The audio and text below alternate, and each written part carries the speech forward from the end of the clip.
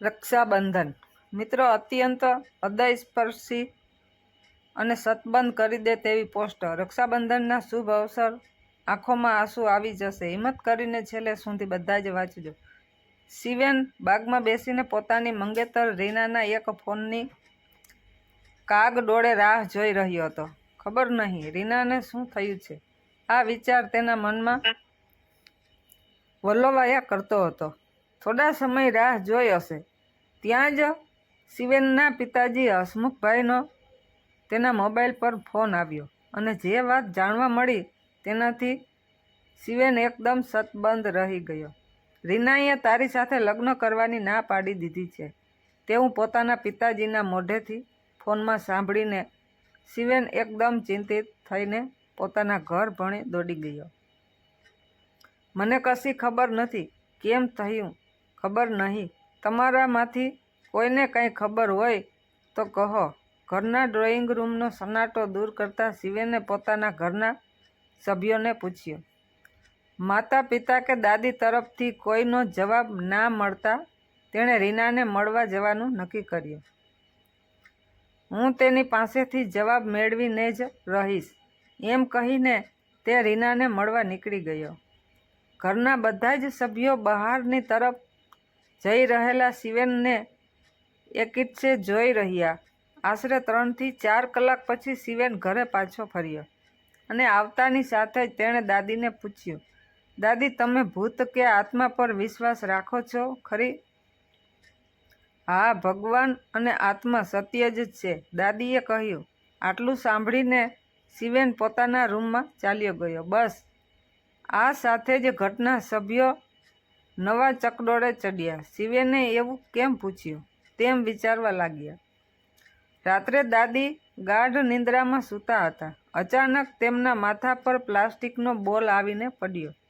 ગભરાઈને દાદી ઉઠી ગયા। ઉઠતાની સાથે જ તેમની નજર ટેબલ પર સફેદ ફ્રોકમાં બેઠેલી નાની બાળકી પર પડી। દાદીનો તો પરસેવો જ છૂટી ગયો અને કોણ છો તું, એવું જોરથી દાદી બોલી ઉઠ્યા। મીઠું શ્રીમત આપતા નિસ્વાર્થ અવાજે બાળકી બોલી, હું છું। કેમ દાદી? એટલે કે હતી, હું તો મૃત્યુ પામી છું। હવે તો દાદી ઊભા થઈને ચીસો પાડતા ડ્રોઈંગ રૂમ તરફ ભાગ્યા અને બધા સભ્યો અવાજ સાંભળી એકઠા થઈ ગયા। ડરેલા અવાજમાં તેમણે નાની છોકરીની આત્મા વિશે બધાને કહ્યું। દાદીની આવી ગેરમાન્યતાઓથી ડરીને જ રીનાએ મને લગ્ન માટે ના પાડી છે। બસ થયું હવે દાદી, એમ કહીને શિવેન પોતાના રૂમમાં ચાલ્યો ગયો। તમે ડરી ગયા લાગો છો, અમારી સાથે અમારા રૂમમાં સૂઈ જાઓ, તેમ કહી હસમુખભાઈ દાદીને તેમના રૂમમાં લઈ ગયા। રક્ષાબંધનનો દિવસ આવ્યો। દાદી ઘરથી થોડે દૂર મંદિરમાં દર્શન કરતા હતા। 12મા ધોરણની એક છોકરીએ દાદીને પ્રસાદી આપતા કહ્યું, દાદી આજે અમારું રિઝલ્ટ આવ્યું છે। મેં મારી સ્કૂલમાં પ્રથમ નંબર મેળવ્યો છે। દાદીએ ખુશીથી પ્રસાદી સ્વીકારી, પણ કાશ હું મૃત્યુના પામી હોત તો આ દિવસ સારી રીતે જીવી શકી હોત। છોકરીએ પોતાની વાત આગળ વધારતા કહ્યું।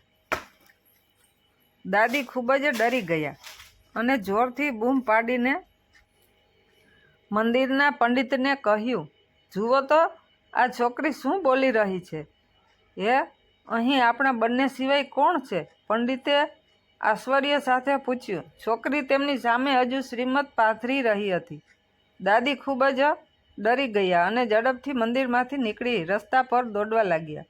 વિચારોમાં મગ્ન દાદીને ક્યાં જવું તેનું પણ ભાન ના રહ્યું। તે આમ તેમ ફાંફા મારવા લાગ્યા। તેમની આ હાલત જોઈને ત્યાં ઊભેલી એક યુવાન લેડી ઇન્સ્પેક્ટર તેમને આવી હાલત વિશે પૂછ્યું। મને મારા ઘરે ઝડપથી પહોંચાડી દો, દાદીએ રડતા રડતા કહ્યું।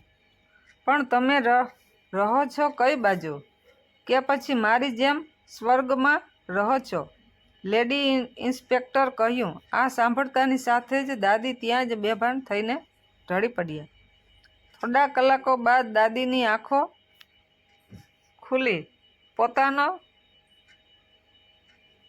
પોતાના જ ઘરના ડ્રોઈંગ રૂમમાં જોઈને તેમને હાશકારો થયો. અચાનક તેમની નજર એક પ્રકાશ પર પડી જે હરસુખભાઈના રૂમમાંથી આવી રહ્યો હતો. દાદીએ ઘરમાં નજર ફેરવી તો ઘરમાં તેમના સિવાય કોઈ પણ ન હતું. ખૂબ આશાઓ સાથે તે પેલા પ્રકાશ તરફ પોતાના દીકરા રૂમ તરફ ગયા અને આંખો ફાટી જાય એવું દ્રશ્ય જોયું. રૂમમાં કંઈ ન હતું. ટેબલ ખુરશી કંઈ જ નહીં. રૂમમાં વચ્ચોવચ્ચ આગ ભડભડતી હતી અને એક અજાણી સ્ત્રી લાલ ઘરચોડામાં તેની આસપાસ ફરતી હતી અને પોતે જ લગ્નમાં મંત્રો ગાતી હતી. દાદી સામે જોઈને તેણે પણ શ્રીમત આપ્યું અને પછી અચાનક જ રડવા લાગી. ફાટેલી આંખો સાથે દાદી ઘરની બહાર ભાગ્યા. ઘર બહાર નીકળતાની સાથે જ ઓસરીમાં તેમણે વધુ ભયાવહ દ્રશ્ય જોયું. ઓસરીમાં એક ચિંતા બળી રહી હતી. દાદીના પગ થાંભલાની જેમ જમીન સાથે ચોંટી ગયા. તે શૂન્યમન થઈ ગયા હતા. ત્યાં જ તેમની પાસે પેલી નાની બાળકીની આત્મા આવી. એ પછી 12મા ધોરણવાળી છોકરીની આત્મા, લેડી ઇન્સ્પેક્ટરની આત્મા અને અંતે પરણતી સ્ત્રીની આત્માએ આવીને દાદીને ઘેરી લીધા. પાગલ થઈ જવાની હદ સુધી આવી પહોંચેલા દાદી આંખો બંધ કરી જોર જોરથી રડવા લાગ્યા. મારી મા પણ આમ જ રડી હશે જ્યારે તમે મારી દીદીના ભૂણને આ દુનિયામાં જન્મ પણ નહોતો લેવા દીધો, ફક્ત એટલા માટે કેમ કે તે એક સ્ત્રી થવાની હતી. શિવેન બોલ્યો. તેના માતા પિતા પણ ત્યાં જ ઊભા હતા. આ બધી આત્માઓ નથી દાદી, આ બધા મારા મિત્રો છે. આત્મા જેવી વસ્તુ પર વિશ્વાસ રાખવાને બદલે જો સ્ત્રી જાતિ પર ભરોસો રાખ્યો હોત તો આજે મારી એક દીદી હોત.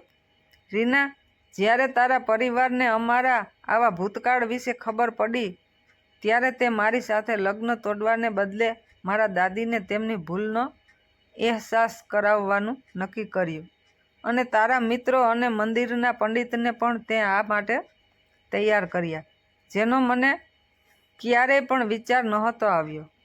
આજની નારીની તાકાત અને સમજણ શક્તિનું તે સચોટ ઉદાહરણ આપ્યું છે. દાદી એકીટસે બધા સામે જોઈ રહ્યા. રુદનભર્યા અવાજે શિવેન બોલ્યો. દાદી, વર્ષોથી મારા કાંડામાં એક રાખડી બાકી રહી ગઈ છે, નાની બાળકીની.